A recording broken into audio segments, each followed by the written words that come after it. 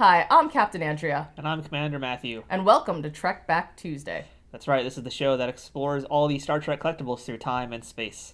And today we have the oldest thing we've ever reviewed on this series of Star Trek reviews. I know, I'm very excited about this. Straight from the long ago time of 1989, from Galoob, we have Star Trek V, The Final Frontier, Mr. Spock. That's right, this is a PVC statue, which is kind of similar to what we've looked at in another series on this channel here. So Galoob we know because they made also these Star Trek Next Generation figures for the first series, which we haven't looked at on this channel yet, but we will. Oh, yes. Yes, definitely we will. We'll be doing that very, very soon. So this box here we got from a Ferengi merchant. It's a little beat up, but we got it for a good price. You made good deals with Ferengis. And of course, what's really interesting about this is, again, this is 1989. This is before the Playmates boom and the toy boom, everything being limited edition. And yet, here we have in this figure, it says it's a limited edition piece. Much like the Playmates figures, this is numbered, but we don't know we don't know how many figures were made. So when we open this up, we're going to see maybe the information's on his foot, perhaps. It'll tell us the number, yeah. But this is the box they came in. It's a pretty large box for, all things considered, a very small figure. But they wanted to protect it and also put on a good show. That's kind of funny, because today we talked about our PVC figures, and they're in these big protective clamshells, and back then he's just got a twisty tie. Yeah. We didn't care as much back then. No. But I think part of the reason why this box is so big is because of all the information they put on the back. Yeah, there's a lot of stuff on the back. On the side, you can see a picture of Mr. Spock and a little bit of information about him, as well as what comes with this toy, which again, we mentioned the numbered limited edition figure, and that also has a display base, which is kind of cool. Yeah. But on the back, we've got a lot of information here. We have a little bit about the movie. We have a little bit about Mr. Spock. Then we have the next row is the limited statues or figures, which Mr. Spock is included in, and then below is rather interesting because it's Next Generation. That's right, yeah, because Next Gen premiered in 87. So at this point, we're already into probably the second season of the show. And we've got the lineup of what is the first wave, and really only wave, of the Galoob figures.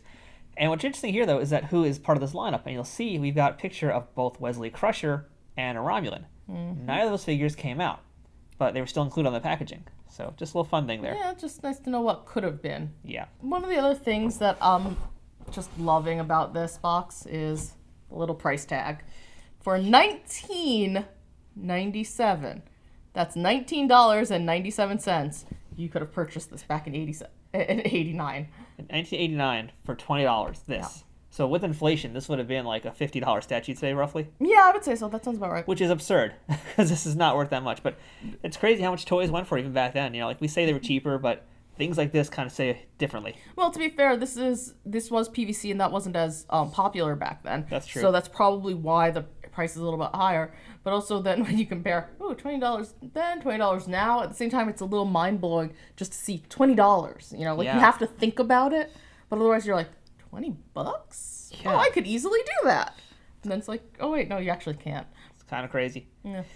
So I guess all I can do now is, well, I normally would beam this toy out of the package, but it's so messed up. I think all I can do is just... I think we should delicately open it. Yeah, we're just going to do that and just show you guys, because I feel like this is a historic thing to do here on this channel. So I'm going to go ahead and pull out Mr. Spock, and here is the... sticking to my finger. And here is Mr. Spock. Good to know the tape is still good. Yeah, apparently. So we have, it looks like two backdrops here, actually. We have the one that is included here, which is the display as part of the box, which you could keep because it actually does kind of fit with everything pretty nicely. And you can see it works with the base. It's kind of meant to do that. But this actually is not the official backdrop. So I guess... I'm going to undo this twisty tie. This one solitary twisty tie. Yeah. That's very nicely and easily in place. Oh, look, I am done. In real time. Does he have anything on his back, on the base? Is there anything on the base? No, he's actually... Oh, interesting. So he's actually... Glued? Glued into the base. Oh, wow. I mean, yeah, unless he wasn't meant to be like that, he is glued into the base. So I'm going to go ahead and remove, I guess, this bit here Well, if we can. first we have to take the... So I was not expecting him to actually be stuck onto the base. I thought he'd be a freestanding figure. So Mr. Spock comes with this. This is his actual proper thing to go behind him, but again, we look at this piece here that was already behind him. You're basically already getting that. See, it's identical piece. Just the difference is when he's inside the packaging. You get this little extra bit. Yeah. So No, that's okay. We're going to put this aside, though, for now. So now that he's out of the box, let's take a look at Mr. Spock. So he is... Adorable. That's not the word I was looking for, but okay. Oh, come on! He's so tiny and cute. He is. He's very tiny, and he's got kind of like a little more of a baby face from the front. He really does. Yeah, his head is a little squished down from when I think of Leonard Nimoy's face. So the likeness is, I'd say, not quite there. It looks good from the sides, though. It looks really good from the sides, and so Leonard Nimoy has more of an angular face. He was a little bit thinner. So this actually reminds me more of Sarek, the gentleman who originally played him, because he had a wider face because he was a little bit more square face. It looks like it's Spock-ish. It's in the Spock line. You can tell it's definitely Spock. Oh, absolutely. That, yeah. And considering Galoob, what Galoob was working with back then, I think this is a very good job. That's true too. Yeah. And also consider the price point as well. Yes. Yeah. So you guys might see that this looks like there's joints here, but no, these are actually not joints as far as we can tell. I mean, I'm afraid to We do don't too want to much. move too much. They might move, but it's just so crusty, I'm afraid to pop an arm out. It's too old for that. Yeah. At this point. If it was able to move, it's just crusted itself really deeply over. So they might have moved at some point. We're not going to investigate much further than that. No, I mean, it would have been a nice... It's one way or another, it's meant to be a display piece. It's a nice display piece. And you're not going to really do much with it otherwise. You can tell the head doesn't turn, nothing else moves. Just the arms look almost like they're joints, but they appear to not be functioning. And I'm fine with that. Yeah. So Spock is not in his Starfleet uniform in this statue here. Why not? Because this scene is actually from close to the beginning of the film, where McCoy and Kirk are out in the mountains having a camping trip. And that was a good time. And of course, the super athletic Kirk is climbing a mountain with zero protective gear whatsoever, or no safety of any kind. And Spock just decides to go climb up with him. And by climb, I mean wearing his anti-gravity boots. Yeah. Well, we all know Spock was smarter than Kirk. Yeah. By far. Surprisingly, anti-grav boots were a pretty important thing in Star Trek V. And they look really good. I'd say in terms of the detail of how they look, I mean, they're, again, this is 1989, so we can't expect modern level of sculpting. Oh, no. But they look good for what they are. They're really nice. For what they are and for what they had to work with and what the capabilities were for sculpting back then, I think they look great. Yeah. The base itself is fairly plain, has the logo there, which is nice and shiny, but what's cool here is we have the number. We now know the limited edition number. So this is in the low 3000s. Yes. So there's at least 3,000 of these floating out there in the world. And if you're wondering what that white stuff was, that's just the glue. Yeah, this glue has seen better days. Yeah, but you know what? It's been holding for quite a long time, so 3 decades approximately. Yeah.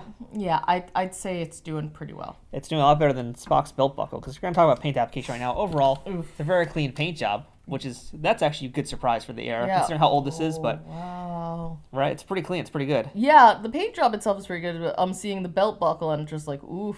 Yeah, so the one thing that they didn't do really was a lot of the details. So, for example... Spock has a device in his hand here, which is just black, no paint application of that. But his belt buckle, it's suffering from the green disease, we call it in toy collecting. And that's typically with yellows and golds. They tend to oxidize and they become green, and that's what's happening with this Spock here. It's a very, very impressive thing. For anyone who wears jewelry, doesn't matter who you are, it's when when you wear fake jewelry and you get that ring, like the green on you, that's the color. But the good news is you can easily touch it up now. Oh, absolutely. Yeah, go ahead. If you wanted to get this and you wanted to make it look better, just prime it and get yourself some gold paint from Citadel Workshop or any other company that makes mini gaming pieces, and there you go. Problem solved. Considering this piece is a little over 30 years, I would say it looks really good for its age. It's true, yeah. I'm shocked that it actually has held up this good since it's PVC and all, but it is PVC, so it's pretty resilient. Yeah. We have one last piece, though, of course, to finish our Spock, and that would be the backdrop, which I kind of want to leave pristine. Yeah. It's just pretty great as is, but it is meant to be folded. You can see it's got the fold lines. Fold lines, so you can actually fold into it, but I don't want to do that. I'm going to be honest. I kind of want to leave this as is. It's a really beautiful piece. It just looks good right here the way it is. I feel like this is actually a backdrop that you could frame. Exactly. I would frame this. Oh, yeah. The art of it. Hold on. Let's move Spock for a second. Just take a look at some of that. I mean, it is a beautiful backdrop. Yeah, it really is a nice piece of work. Yeah. I would want that as a print or painting or something. Yeah, I would totally keep this. Mm-hmm. And I'm going to. One thing that's surprising me is, given how old this is, given when this was created, it has a lot of really good texture. You have a difference with the shirt or sweater, whatever you want to call it, because you have the thinner lines, the thicker lines up top, but then it's smooth. The hair has some nice detail work to it that gives it a little bit of extra something. But you also have the folds in his pants, which adds stuff, and the boots. Boots have different raises in it. It just really helps make it a more timeless piece. It's a fairly simplistic piece, but it does hit the points that it should hit in terms of making it look at least a little bit realistic. Yeah, I mean, this is everything that, I don't know, for what it was, especially for back then, and even for now, I think this is a spot-on Spock. Yeah. And with that, that's our look at the Galoob 1989 Mr. Spock from Star Trek V, The Final Frontier PVC statue. And it's a pretty fun, different kind of piece than what we look at normally here on this channel. And there are 4 more pieces to get in this line, so perhaps we'll be hunting those down, as well as a lot of other lines, because Galoob did their PVCs in this era. After that, Applause did their PVC figures. So if any of you out there, has an ear to the ground and knows where you might be able to find some of these, please let us know in the comments. And there also was another line of PVC figures as well, which we're going to just mention quick in passing, but if you guys know, you know what we're talking about. The bad one. The bad one. We'll get those one day too. I don't know about the bad one. You'll learn. You'll learn, Captain. I look forward to that. So, I'm Captain Andrea. I'm Commander Matthew. And this is Trekback Tuesday.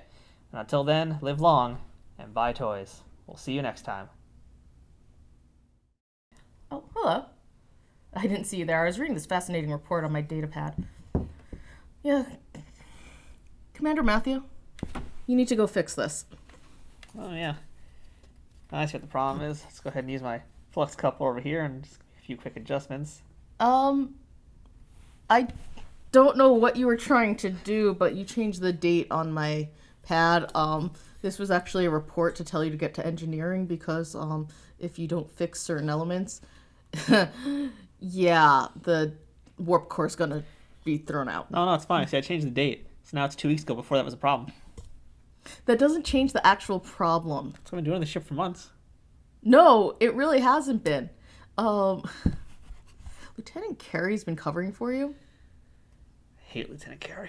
Yeah, I know. So maybe you want to go and fix the problem. Yeah. I don't need the warp core exploding. Fix the problem. Stick an ODN coupler in his eye. I don't want the warp core exploding. Yes, Captain. I'll go take care of that right now, Captain. We made him a commander. You'd think he would have gotten a little bit calmer, but no. Instead, he's just gotten more murderous, and I'm not sure what to do about this. If you have any suggestions, please sound off in the comments below. Why is there Klingon porn on your data pad, Captain?